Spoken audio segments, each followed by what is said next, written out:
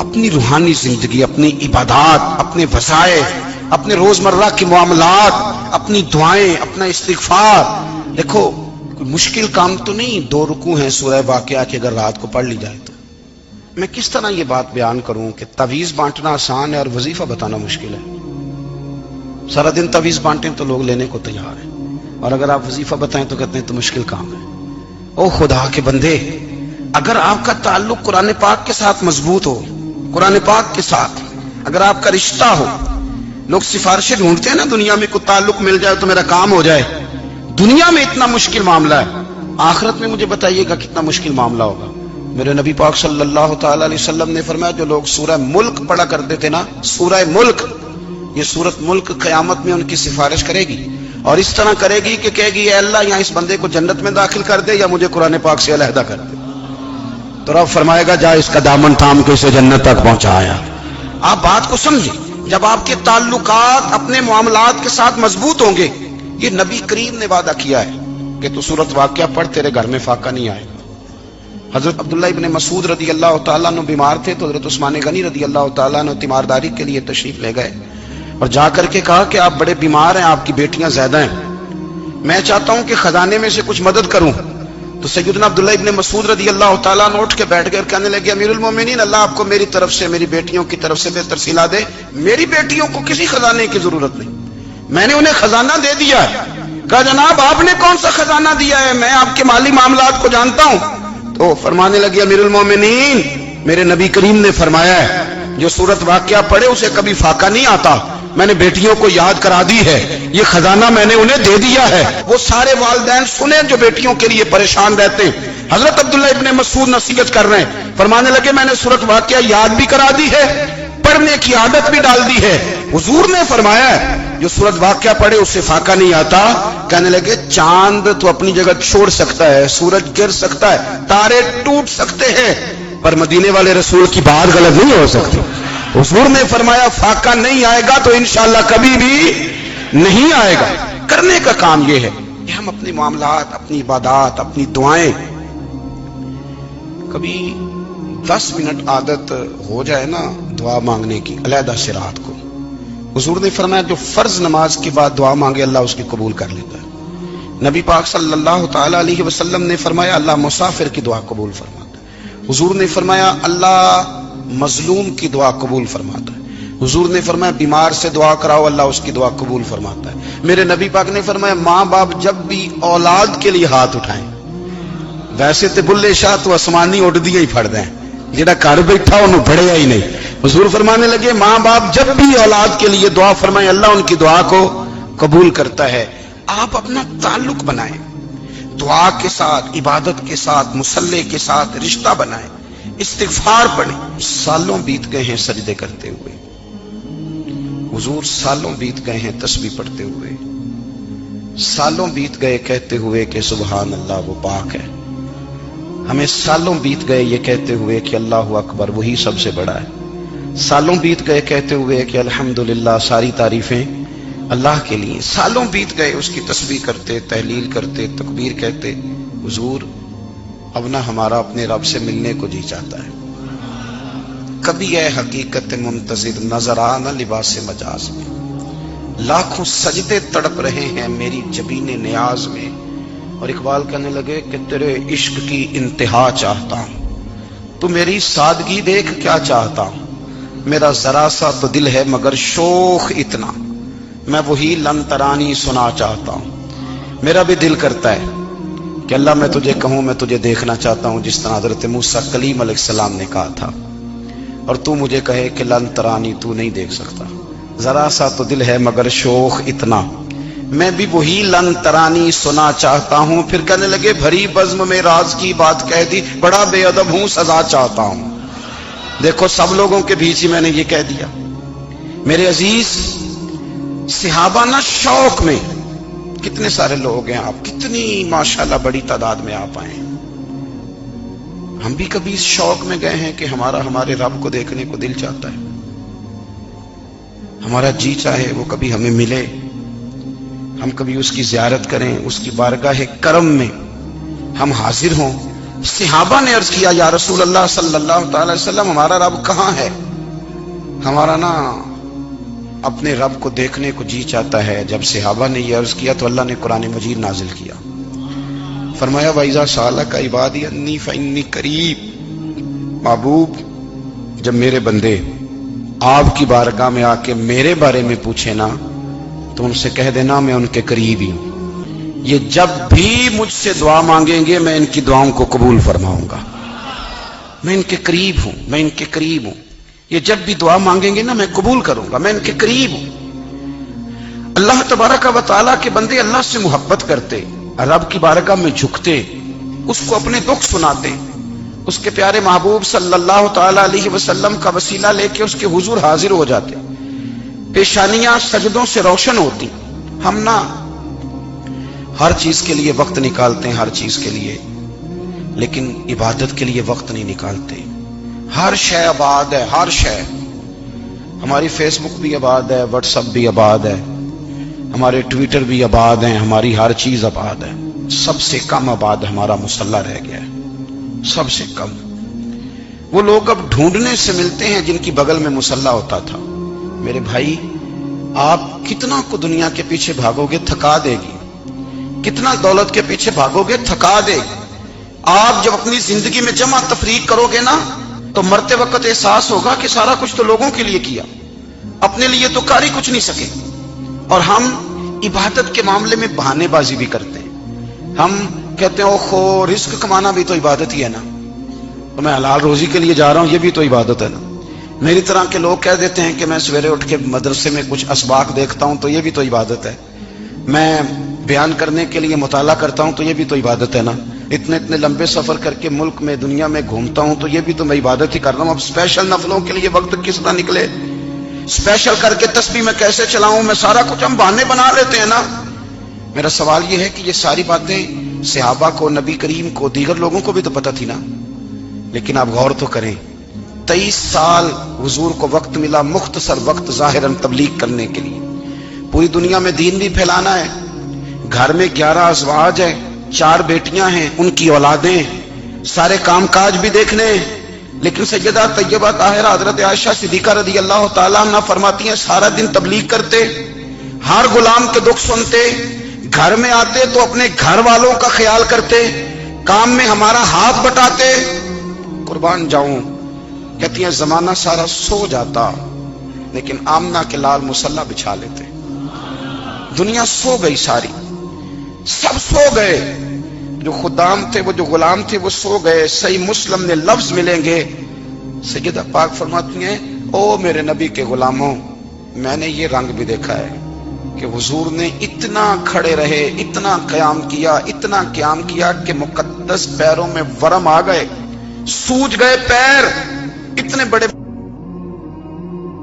دل پہ ہاتھ رکھ کے نہیں بتا سکتا کہ میرے کبھی نماز میں پیر سوج گئے، کوئی نہیں بتا سکتا۔ بچوں کی روٹی کماتے تھک گئے، بات الگ ہے، ہم سیر کرنے گئے تو تھک گئے، بات الگ ہے، لیکن عبادت میں یہ بھی تو مسلم شریف ہے نا، یہ بھی تو دین ہے نا، یہ بھی تو حضور کی سنت ہے، یہ بھی تو وہ چیز ہے جو کریم کی آنکھوں کی ٹھنڈک ہے۔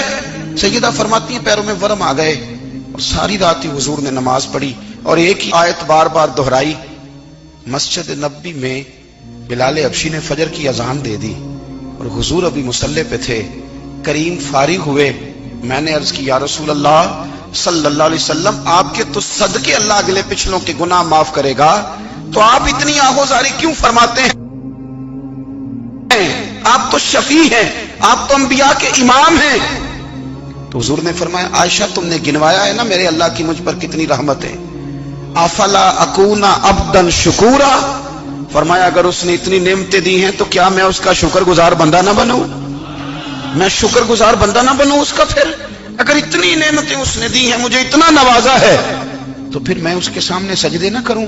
او میرے بھائی، بڑے قابل فخر لوگ ہیں ہم کہ ہم نبی پاک کے غلام ہیں، ہم قابل فخر ہیں کہ نبی کریم کے غلام ہیں۔ کیا کبھی اس غلامی کے شکرانے میں بھی 2 نفل پڑھے؟ یا اللہ تیرا شکر ہے تو نے ہمیں حضور کا غلام بنایا ہے۔ یاد رکھیں کہ اپنی روحانی زندگی کو آباد کریں، استغفار پڑھیں، تسبیحات کریں۔ حضرت عبداللہ ابن عمر رضی اللہ تعالیٰ عنہ حضرت عمر کے صاحبزادے ہیں، مکہ مکرمہ میں ان کی قبر ہے۔ میں نے جب انہیں پڑھا تو مجھے ان سے بڑا پیار ہو گیا، لیکن آپ کو پتہ ہے وہاں جا کے کسی شخص کا مزار تلاش کرنا یا پوچھنا ایک مشکل کام ہوتا ہے۔ تو ایک دفعہ میں مکہ شریف میں حاضر تھا، تو ایک گاڑی والا ڈرائیور مجھے کہنے لگا کہ مولانا میں آپ کو جانتا ہوں، مجھے آپ سے محبت ہے، ایک بات بتاؤں آپ کو۔ میں نے کہا بتاؤ۔ کہنے لگے حضرت عبداللہ ابن عمر کی قبر دیکھنی ہے۔ میں نے کہا یہ تو نہیں کہہ رہا، یہ کسی نے بندوبست کرایا ہے، یہ اللہ نے تیرے دل میں بات ڈالی ہے، یہ ہو گیا تو لے چل مجھے۔ حضرت عبداللہ ابن عمر کو نبی پاک نے فرمایا تھا راجل صالح، یہ نیک بندہ ہے، یہ متقی آدمی۔ حضرت عبداللہ ابن عمر رضی اللہ تعالیٰ عنہ سیدنا فاروق اعظم رضی اللہ تعالیٰ عنہ کے صاحبزادے ہیں، اور ان کی ہمشیرہ سیدہ حفصہ رضی اللہ تعالیٰ عنہ حضور کی زوجہ محترمہ ہے۔ ایک دن اپنی ہمشیرہ سے کہنے لگے کہ نبی کریم صلی اللہ تعالیٰ علیہ وسلم گھر میں آئے نا، اور اگر حضور غم امت میں پریشان نہ ہوں، طبیعت کو حشاش بشاش دیکھو تو ذرا پوچھنا تو صحیح حضور کا میرے بارے میں کیا خیال ہے، پوچھنا تو صحیح کہ کریم کی بارگاہ میں میرا کیا مقام ہے، میرے بارے میں حضور کیا فرماتے ہیں۔ اب بہن کو کام بتائے، اور بتائے بھی بھائی، اور پھر بہن وہ کام نہ کرے، یہ تاریخ میں ہوتا نہیں۔ حضرت عمر فاروق رضی اللہ تعالیٰ عنہ کی صاحبزادی ام المومنین رضی اللہ تعالیٰ عنہ فرماتی ہیں کہ میں تو بس منتظر تھی۔ انہوں نے تو کہا تھا نا کہ اگر تم حشاش بشاش دیکھو تو بات کرنا، لیکن حضور تشریف لائے، میری باری تھی، میرے گھر تشریف لائے، کھانا پیش کیا تو فوراً میں نے عرض کی حضور ایک بات پوچھنی تھی۔ تو حضور نے فرمایا پوچھئے۔ میں نے عرض کی حضور میرے بھائی عبداللہ ابن عمر کے بارے میں آپ کا کیا خیال ہے؟ نوجوانوں میری بات پہ غور کرنا، میرے بھائی کے بارے میں آپ کا کیا خیال ہے؟ تو نبی کریم صلی اللہ تعالیٰ علیہ وآلہ وسلم نے میری طرف دیکھا، اور پھر حضور زیر لب تھوڑا مسکرائے۔ اور بریلی کے امام کہتے ہیں کہ حضور مسکرا دیتے تھے نا تو جو بڑا دکھی ہوتا تھا وہ بھی ہنس پڑتا تھا۔ اب سوال پیدا ہوتا تھا کہ پھر تو اس مسکراہٹ کے لیے انتظار کرنا پڑتا ہوگا کئی مہینے کہ حضور مسکرائیں تو رونے والے ہنسیں، تو اعلیٰ حضرت فرماتے نہیں، انتظار نہیں کرنا پڑتا، یہ مسکراتے رہنا تو حضور کی عادت ہے۔ جس کی تسکین سے روتے ہوئے ہنس پڑے اس تبسم کی عادت پہ لاکھوں سلام۔ یہ تو عادت ہے حضور کی مسکراتے رہنا، اس کے لیے انتظار نہیں کرنا پڑتا۔ بھائیو آپ خیال رکھیں گے، غور کریں گے، حضرت عبداللہ ابن عمر رضی اللہ تعالیٰ عنہ کے بارے میں پوچھا تو سیدہ فرماتی ہیں کہ نبی کریم صلی اللہ تعالیٰ علیہ وسلم نہ زیر لب مسکرائے اور فرمایا حفصہ تیرا بھائی ہے تو اچھا، لیکن میں نے سنا ہے کہ عشاء کی نماز پڑھتا ہے تو فجر تک سویا ہی رہتا ہے۔ او نوجوانوں، 10 بجے تک سونے کی بات نہیں ہوئی، 9 بجے تک سونے کی بات نہیں ہوئی، 11 بجے اٹھنے کی بات نہیں۔ حضور فرمانے لگے میں نے سنا ہے کہ عشاء کی نماز پڑھ کے سو جاتا ہے اور فجر تک سویا ہی رہتا ہے، اسے چاہیے کہ تہجد کے وقت اٹھا کرے، اللہ کی بارگاہ میں حاضر ہوا کرے، آہوزاری کرے، سجدے کرے، عبادت کرے، اٹھتا ہے اور فجر میں جا کے اٹھتا ہے۔ حضرت جناب حفصہ رضی اللہ تعالیٰ عنہ کہتی ہے میں نے جناب عبداللہ ابن عمر کو پیغام دیا اور میں نے کہا میرے جوان بھائی سن، نبی پاک نے فرمایا ہے تو اچھا پر تہجد میں نہیں اٹھتا، نفل نہیں پڑھتا۔ او میری ملت کے جوانوں، مزہ نہیں آ جاتا جب ساری دنیا سوئی ہو، ساری دنیا، اور بستر بھی گرم ہو اور نیند بھی پورا غلبہ کر رہی ہو، اور اچانک گھنٹی بجے دماغ میں، آنکھ کھلے، گھڑی پہ نظر پڑے، 3:30 4 بجے کا پیغام گھڑی بتائے، اور کوئی چڑھتی جوانی والا اٹھ کے وضو کرے، اور جب وہ مصلی کھول کے بچھائے تو مدینے والے محبوب کہتے ہیں کہ ہر نماز پہ رب ثواب دیتا ہے، اور جو اٹھ کے تہجد کی نماز پڑھے اسے دیکھ کے تو رب مسکراتا ہے، جو اس کی شان کے لائق ہے، جو اس کی شان کے لائق، وہ مسکراتا ہے، خوش ہوتا ہے کہ میرا بندہ تہجد میں اٹھ گیا، وہ مسکراتا ہے۔ کاش ہماری صبحیں کبھی اپنے مالک کے نام ہو جائیں، کاش کے صبح۔ حضرت ابو الحسن رحمۃ اللہ تعالیٰ علیہ حضرت معاذ ابن جبل رضی اللہ تعالیٰ عنہ کے پاس بیٹھا کرتے تھے، فرماتے ہیں ان سے جو پیار بڑھا تو پھر میرا مصلی سے بھی بڑھ گیا۔ تابعی ہیں، فرماتے ہیں صحابی رسول سے محبت ہوئی تو ذکر سے بھی ہو گئی، پھر درود شریف سے بھی ہو گئی، محبت ان سے بڑھی تو پھر اللہ نے مسجد کا پیار بھی بڑھا دیا، آپ فرماتے ہیں کہ میری ہر وقت طبیعت چاہتی تھی کہ بس اللہ اللہ کروں، بس اللہ اللہ کروں، بس نا میں ذرا تھوڑی جان چھڑاؤں لوگوں سے، کو 10 منٹ ملے تو میں کچھ 4 نفل پڑھ لوں، میں تھوڑا سا نا بچوں لوگوں سے، اور مجھے تسبیح ملے تو میں نا کچھ 400-500 دفعہ استغفار پڑھوں، سبحان اللہ، الحمدللہ، اللہ اکبر، لا حول ولا قوت الا باللہ، میں نا تسبیحات پڑھوں۔ فرماتے ہیں کہ بچے تھے گھر میں 6-7، غربت تھی، کام ملتا کوئی نہیں تھا، اور میں کام چور نہیں تھا، کام ڈھونڈتا تھا، پر اللہ کی قدرت کے کام نہیں ملتا تھا۔ فرماتے ہیں کہ میں نے ایک دن اپنی اہلیہ سے کہا کہ آج میں پھر جاتا ہوں کام ڈھونڈنے، تو میری بیوی بڑی فرما بردار تھی، پر اس دن نا غربت کے ہاتھوں تنگ آ کے کہنے لگی آج نانا کوئی تو چیز لے کے آیا، تو مجھ سے بچوں کی بھوک نہیں دیکھی جاتی، یہ سب روگاں دا روگ محمد جس دا نام غریبی، کنڈ بلا کے لنگ جاندے نہیں دوست یار قریبی، آج میں کچھ لے کے آیا تو میں بچے لے کے چلی جاؤں گی۔ شیخ فرماتے ہیں کہ میں بڑا پریشان گھر سے نکلا، پر میں نے صبح سے لے کے زور تک کام ڈھونڈا، کام ملا کوئی نہیں، تو میرے دل میں خیال آیا چلو کام نہیں ملتا تو اللہ اللہ تو کرے نا، چلو بندوں کی مزدوری نہیں ملتی تو رب کریم کی عبادت ہی کرتے ہیں۔ فرماتے ہیں کہ میں نے نا فرات کے پانی سے وضو کیا، نہر کے، شدید دھوپ تھی، ساتھ ریت تھی اور ریت تپ رہی تھی، میں نے اپنا رومال وہیں مصلی کے طور پر بچھا لیا، اور فرماتے ہیں کہ زور سے لے کر عصر تک نماز پڑھی، دھوپ بھی پورے زور پہ، پر میرے سجدے کا ذوق بھی پورے زور پہ۔ فرماتے ہیں سورج بھی چمک رہا ہے اور رب کی عبادت کا ذوق بھی پورے زور پہ، میں سجدہ کروں تو پھر میرا اٹھانے کو جی نہ چاہے۔ میرے استاد لکھا کرتے تھے، یہ ان کا شعر ہے، وہ کہا کرتے تھے مجھے سوز دے، مجھے ساز دے، اور مجھے نیم شب کا نیاز دے، دم سجدہ خود کو میں توڑ دوں، مجھے ایسا ذوق نماز دے، اور میں تیری بہار کا پھول ہوں، میں کھلا بھی ہوں تو تیرے لیے، مجھے میری شاخ سے توڑ لے، مجھے اپنی زلف کا ناز دے۔ بھائی فرماتے ہیں کہ عصر تک میں نے نفل پڑھے، دل ڈھلنے لگا، عصر کی نماز پڑھی اور میں وہاں سے چلا۔ اب میں جب نکلنے لگا تو دل میں خیال آیا کہ چھوٹی چھوٹی دیواریں ہیں گھر کی، بغیر کچھ لیے جاؤں گا تو بیوی دور سے دیکھے گی تو شور کرے گی کہ پھر خالی ہاتھ آ گیا ہے۔ کہتے میں نے اپنے اسی رومال میں جس پہ میں نے نماز پڑھی تھی نا، رومال میں کیا عقیدہ پنجابی جسافہ کہتے ہیں، اسی میں نا میں نے کچھ ریت بھر لی کہ وہ دور سے دیکھے گی تو سمجھے گی کچھ لے کے آیا ہے، چلو جا کے اسے بتا دوں گا کہ آج پھر مزدوری نہیں ملی۔ کہتے ہیں وہ ریت لے کر جب میں گھر میں گیا تو پہلے بیوی دروازے پہ کھڑی ہوتی تھی، پوچھتی تھی خالی ہاتھ آ گئے ہو؟ آج میں نے دیکھا تو ہے ہی کوئی نہیں۔ فرماتے ہیں میں اندر داخل ہوا، سلام لیے، کونے میں نے وہ رومال رکھ دیا اور میں نے آواز دی کہ بھلی مانس کہاں ہو؟ تو وہ کہنے لگی آپ منہ ہاتھ دھو لیں، میں روٹی لے کے آئی۔ میں نے کہا روٹی کہاں سے آ گئی؟ یہاں تو کئی دنوں کے فاقے، تو کئی دنوں کی غربت ہے، یہاں تو اس گھر میں تو فقیری ہے۔ فرماتے ہیں کہ وہ روٹی لے کے آئی اور اس وقت کی جو موجودہ نعمتیں تھیں، سمجھنے سلاد، اچار، ہر چیز ساتھ لائی۔ میں نے کہا کہ بچے کہاں گئے؟ کہنے لگی وہ کھانا کھا کے کھیلنے گئے، آپ کھانا کھا لیں آ جاتے۔ کھانا اس نے چن دیا۔ میں نے حیرت انگیز لہجے میں ساری نعمتیں اپنے دسترخوان پہ دیکھ کر کے بیوی سے پوچھا یہ کہاں سے آیا کھانا؟ بچوں کو تو نے کہاں سے کھانا کھلایا؟ یہ سارا کچھ کیسا ہے؟ کہنے لگی پتہ نہیں آج آپ کس کریم کی مزدوری کرنے چلے گئے تھے، پتہ نہیں کس کریم کی، میرے گھر میں تو اتنی نعمتیں آئی ہیں کہ مجھ سے سنبھالی نہیں جا رہی، اتنا اناج ہے، اتنا گندم ہے، کس کریم کے دروازے آج چلے گئے تھے؟ یہ کہتے کہتے وہ اٹھی اور اٹھ کر کے کہنے لگی پہلے بڑا کچھ آیا تھا، اب کیا لے آئے ہو؟ اور جا کر کے نا اس نے وہ ریت والا رومال کھولا، کہنے لگے میں تو لے کے آیا تھا ریت، تو میرے رب نے اسے بھی سونے اور ہیرے بنا دیا تھا۔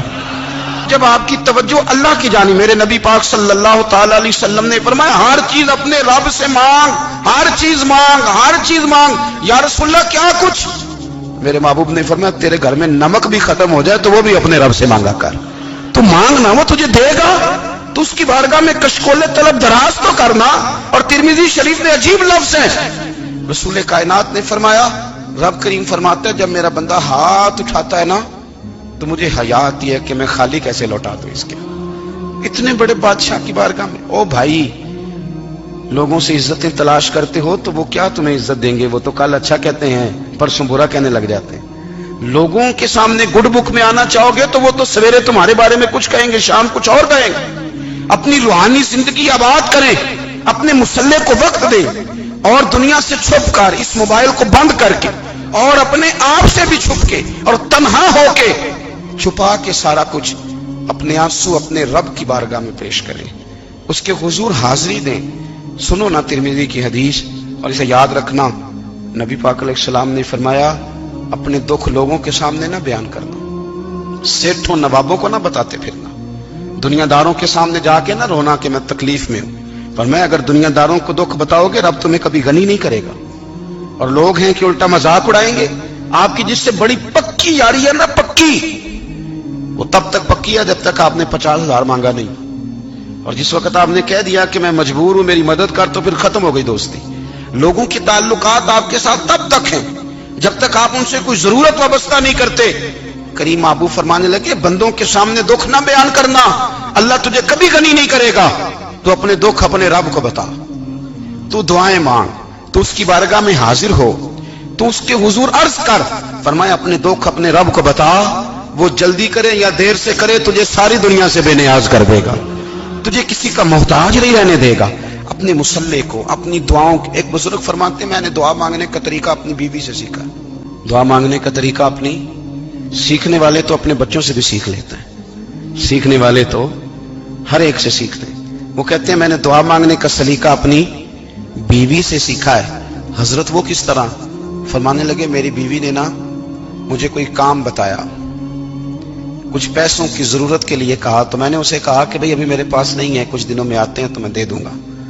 عورتوں کی عادت ہوتی ہے وہ بار بار یاد کراتی ہیں، 2-4 دنوں کے بعد پھر اس نے کہا حضرت وہ میں نے کہا تھا کچھ پیسے، میں نے اسے کہا کہ ابھی میرے پاس نہیں ہے، کچھ دنوں میں ملتے ہیں تو میں تمہیں دے دوں گا۔ اس نے کچھ دنوں کے بعد پھر کہا حضور وہ میں نے کچھ پیسے کہے تھے۔ فرماتے میں نے ڈانٹ دیا، میں نے کہا کہ کیا تو روز مجھے شرمندہ کرتی ہے، کہا نا میرے پاس نہیں ہے، ہوں گے تو دے دوں گا، تو روز یاد کراتی ہے۔ فرماتے ہیں اس نے پہلے تو میری ڈانٹ کو سہا، پھر میرے سخت جملوں نے اس کی آنکھوں میں آنسو پیدا کر دیے، پھر اس نے اپنے آنچل میں اپنے اس دکھ کو سمیٹا، اور پھر اس نے ایک جملہ کہا تو میں رو پڑا، اور مجھے اپنے رب سے مانگنے کا طریقہ آ گیا۔ مجھے کہنے لگی حضرت جی آپ نے ڈانٹ دیا میں نے سہ لیا، پر آپ ہی میرے شوہر ہیں، بتائیں نا آپ سے نہ کہوں تو میں کس سے جا کے کہوں۔ فرماتے ہیں میں رو پڑا، اور میں کھل کے رویا، اور میں تڑپ کے رویا، اور پھر میری سسکیاں بند گئیں۔ تو مجھے کہنے لگی آپ کو کیا ہوا؟ میں نے کہا مجھے بھی دعا مانگنی آ گئی ہے، جب میں اسے کہوں گا نا اللہ تو ہی میرا رب ہے، میں تجھ سے نہ کہوں تو میں کس سے جا کے کہوں؟ میں کیوں کسی بندے سے سوال کروں؟ میں کیوں کسی دنیا دار سے کہوں؟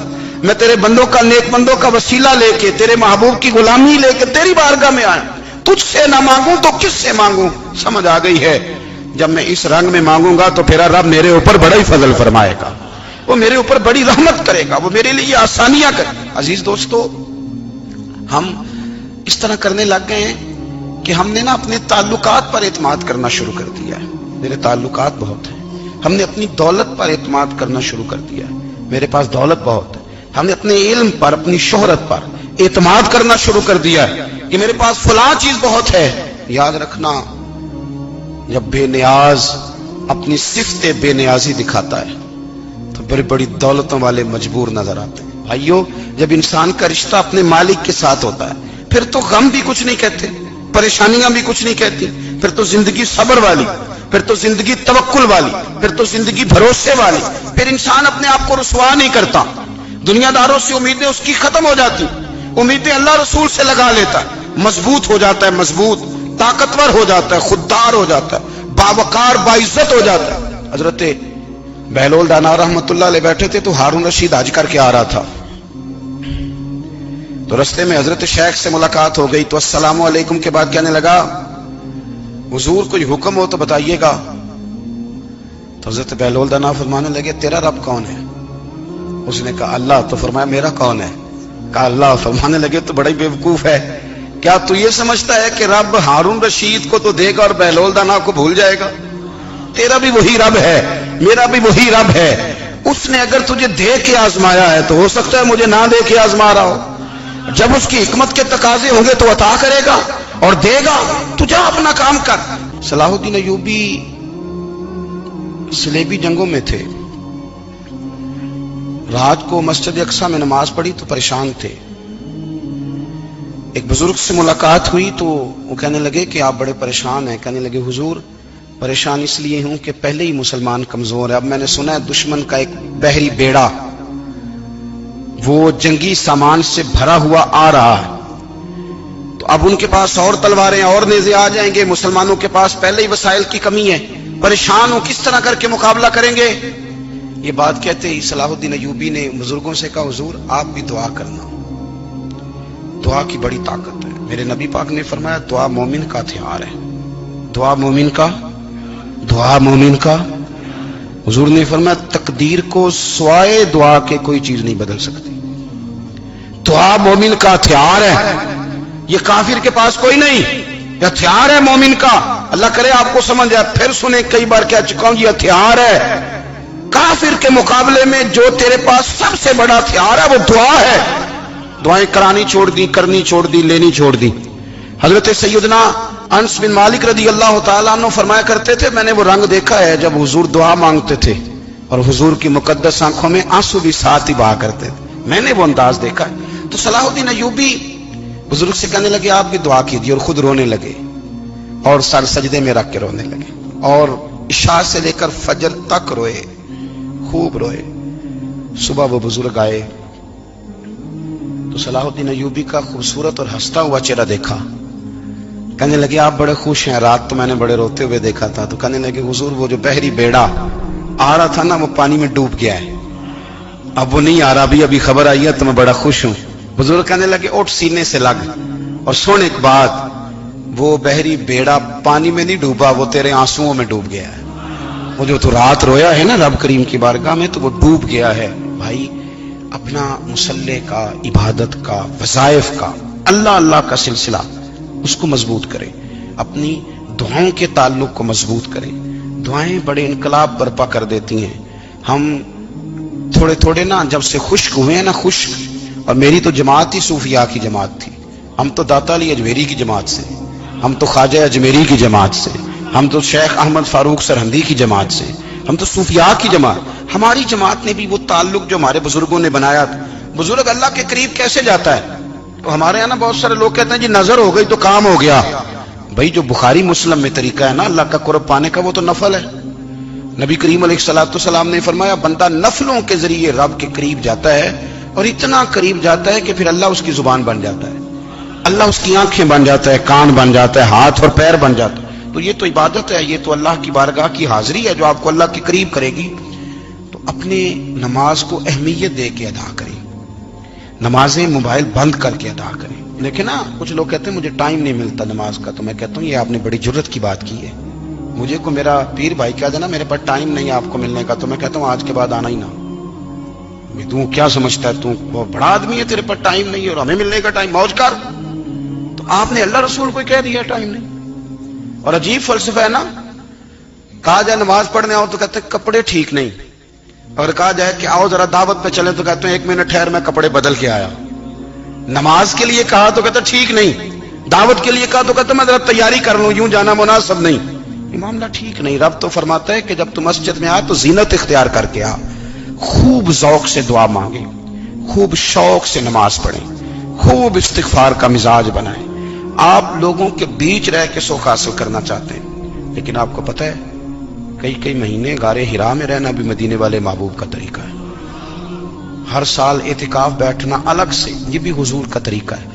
مسجد نبوی کے اندر دروازہ کھلتا تھا نبی کریم کا، پر گھر کے اندر نفل پڑھے نبی پاک، اور حضور فرماتے ہیں کچھ نفل نماز گھر میں بھی پڑھا کرو، گھر کو قبرستان نہ بناؤ۔